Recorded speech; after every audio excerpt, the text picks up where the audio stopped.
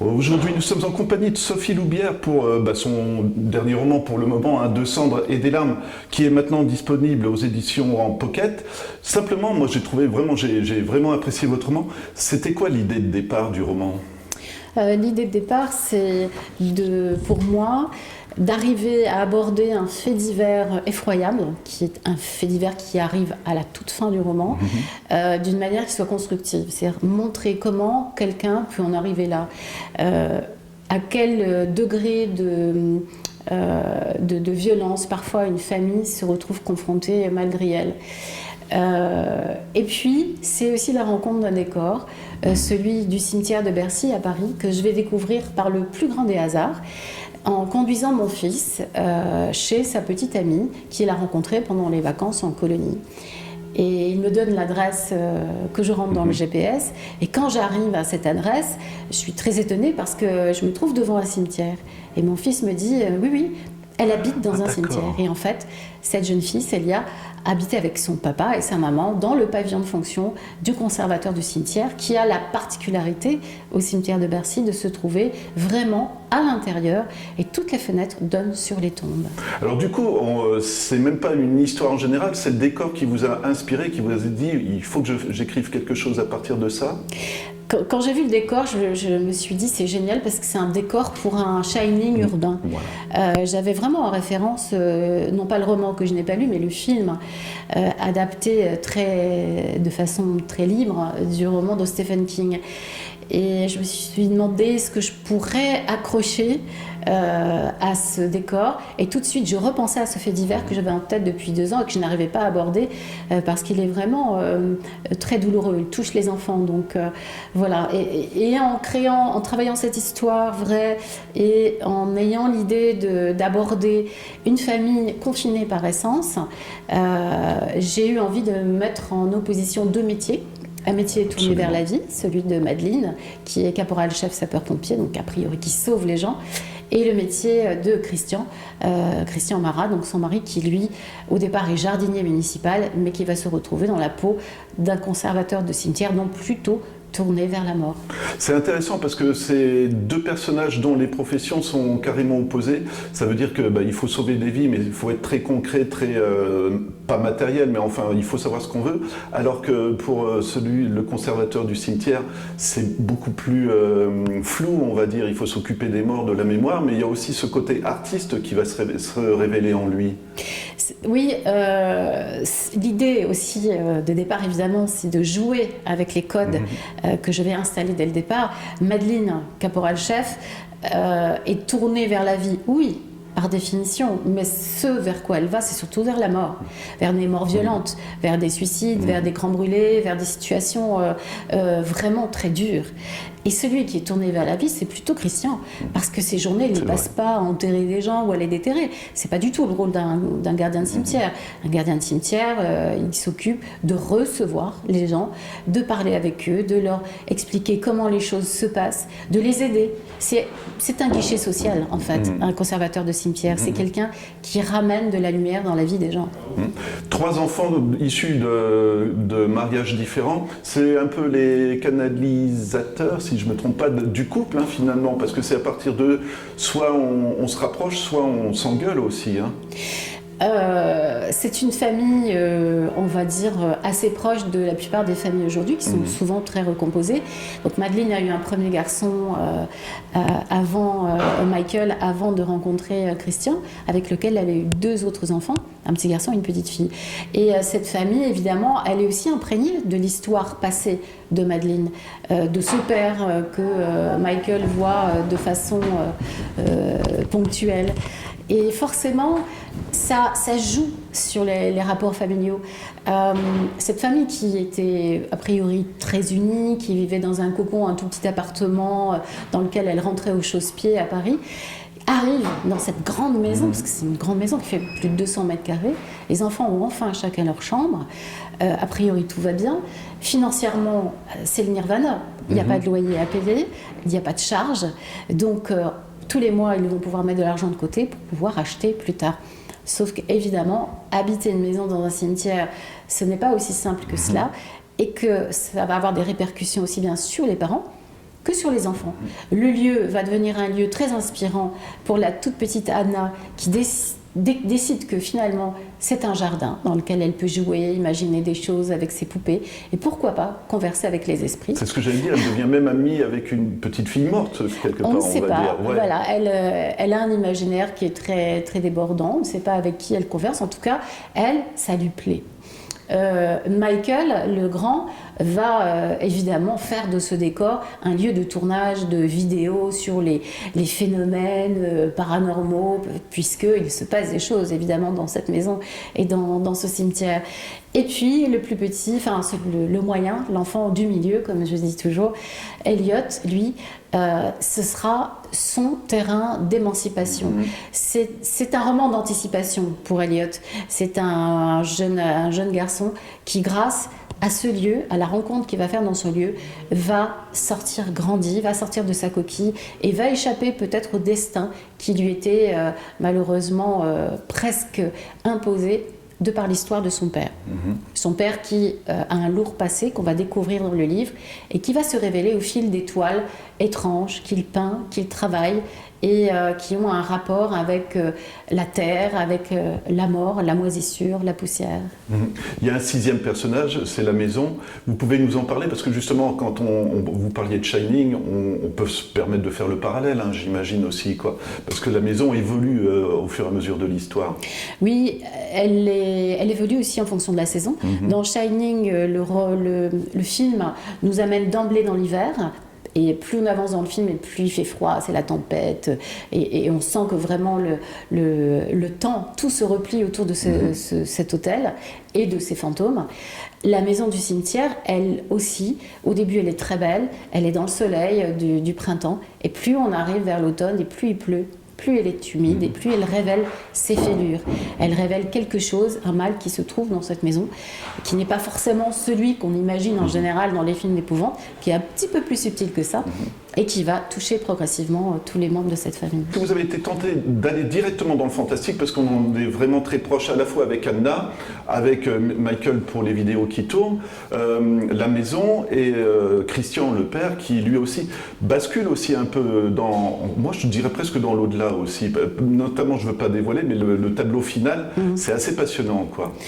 C'est un roman dans lequel j'ai voulu jouer avec les codes du fantastique, ça c'est très clair. C'est un cinéma que j'aime, une littérature que j'aime, que j'apprécie, mais qui est déjà tellement galvaudée et dans laquelle on puise un peu trop facilement. Donc je trouve plus intéressant de travailler avec les codes et d'amener le lecteur à se poser des questions, à le mettre volontairement sur des pistes. Après, au lecteur de comprendre ce qu'il en est, quoi. Voilà. Est-ce que quelle est l'origine des vibrations qui font que dans sa chambre, Michael est réveillé régulièrement par des objets qui tombent tout seul des étagères. Quel est ce bruit entendu la nuit, cette espèce de grattement contre sa porte? Qu'est-ce qui arrive à Christian?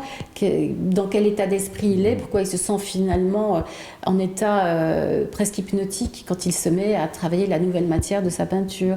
Quel est ce livre étrange qu'il va découvrir dans l'atelier qu'il a aménagé au-dessus de sa boutique? C'est à chaque fois, voilà, plein de pistes. Et puis surtout, c'est une musique que je vais écouter et qui va vraiment me guider dans l'écriture.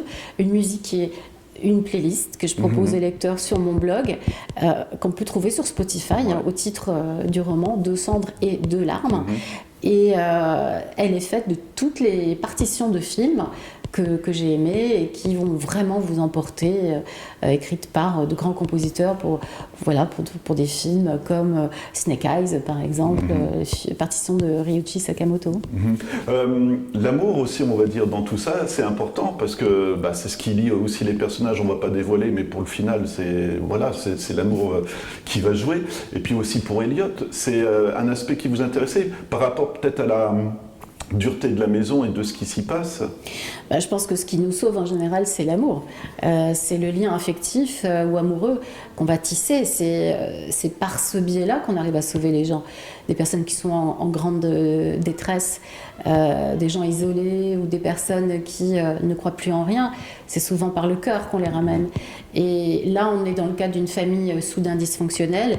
Et s'il n'y a pas ce lien très fort qui unit la mère à ses enfants et une femme à son mari, on ne peut pas sortir les gens de leurs difficultés. Donc c'est un sujet aussi qui est sous-jacent dans tous mes romans, c'est la famille, et notamment ce lien affectif est très important.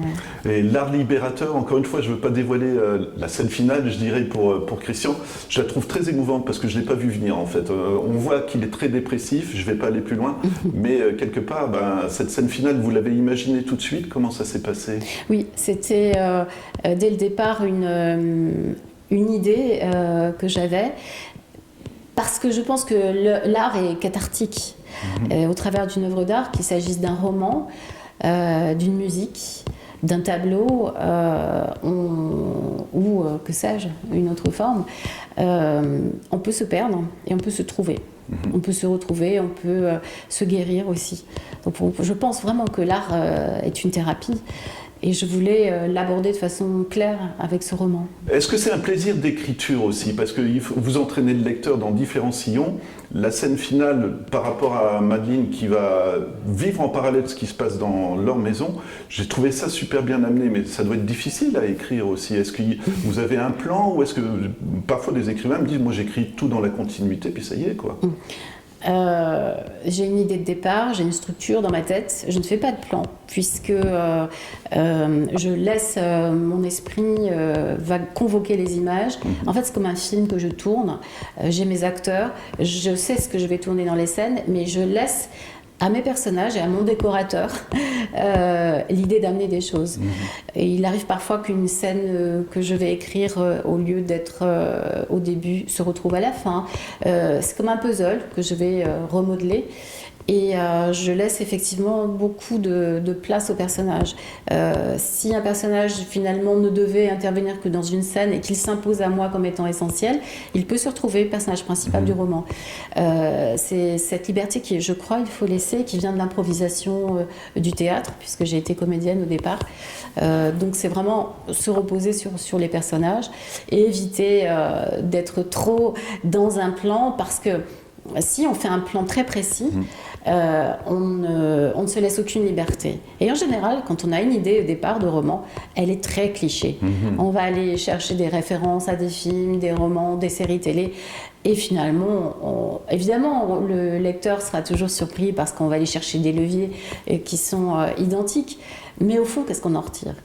Et ce qui est très important dans Deux cendres et des larmes, c'est de savoir qu'on va aborder avec ce roman de façon très crue et très réaliste ce que devient un corps, ce qu'il se passe vraiment dans un cimetière, et notamment l'activité principale d'un cimetière aujourd'hui, ce n'est pas forcément une inhumation, mais c'est l'exhumation, c'est-à-dire la sortie des corps, des caveaux qui arrivent à échéance.